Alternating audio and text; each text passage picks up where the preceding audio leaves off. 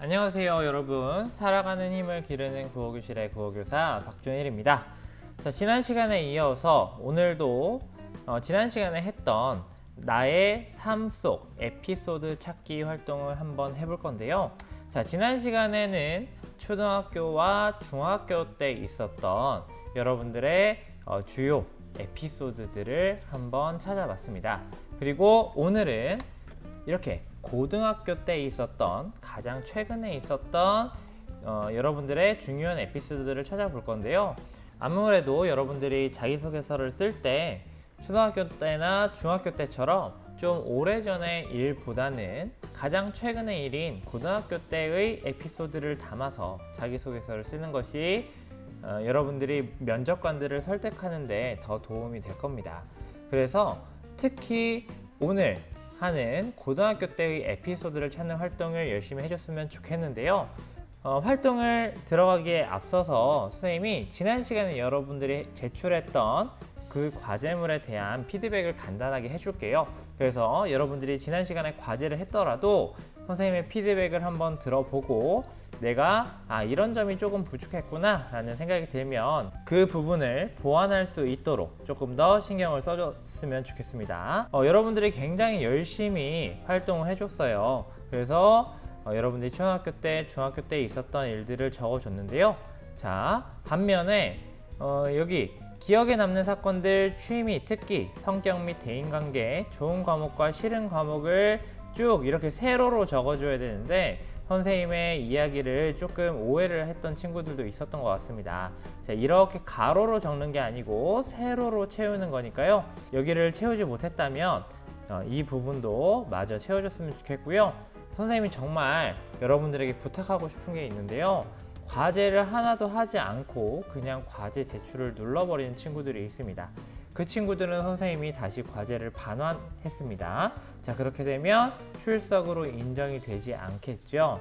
여러분들이 출석으로 인정을 받고 싶다면 조금이라도 몇 자라도 여러분들의 생각을 채워서 제출을 해주기 바랍니다. 왜냐하면 선생님이 편의점 사장이든 어떤 큰 중소기업, 대기업의 사장이든 직원을 채용할 때 성실성을 가장 먼저 볼 것 같습니다. 그런데 성실하지 않고 또 대충대충 일을 하려고 하는 사람이라면 절대 뽑지 않을 거예요. 여러분들이 앞으로 졸업을 하고 나서 어느 회사에 가서든 일을 해야 한다면, 해야 하잖아요. 그렇죠? 해야 한다면 자, 이것을 연습의 과정이라고 생각하고 힘들더라도 조금만 시간 내서 최선을 다해서 과제를 채워줬으면 좋겠습니다. 자, 이렇게 선생님이 초등학교, 중학교 때까지만 쓰라고 했는데 고등학교 때까지 다 꽉꽉 채워서 써준 고마운 친구도 있습니다. 자, 이 친구들은요, 이번 시간은 조금 마음 편하게 해도 좋을 것 같고요. 다시 한번 읽어보고 이때는 생각이 나지 않았는데 갑자기 생각났던 일화가 있으면, 에피소드가 있으면 더 보충해서 적어도 괜찮습니다. 자, 이렇게 여러분들 열심히들 많이 해줬습니다. 정말 고마운데요. 여러분들이 이 활동을 하면서 조금 고민이 있었을 수도 있어요. 내 에피소드들 중에서는 자기소개서에 담을 만한 내용이 없는 것 같은데 라는 생각이 드는 친구들이 있을 것 같은데요.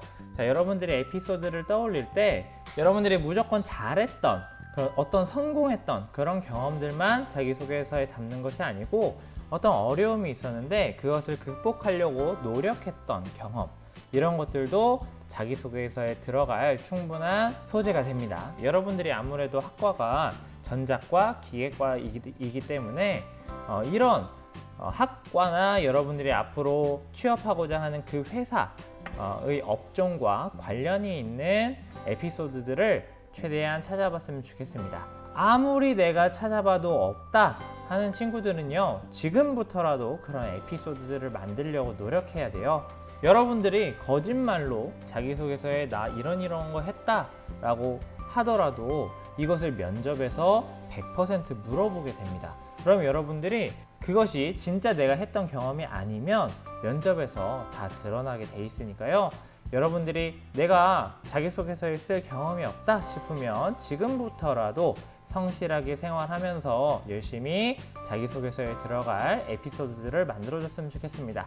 아직은 1년은 아니지만 그래도 1년 가까이 시간이 있으니까 지금부터 노력하면 할 수 있습니다.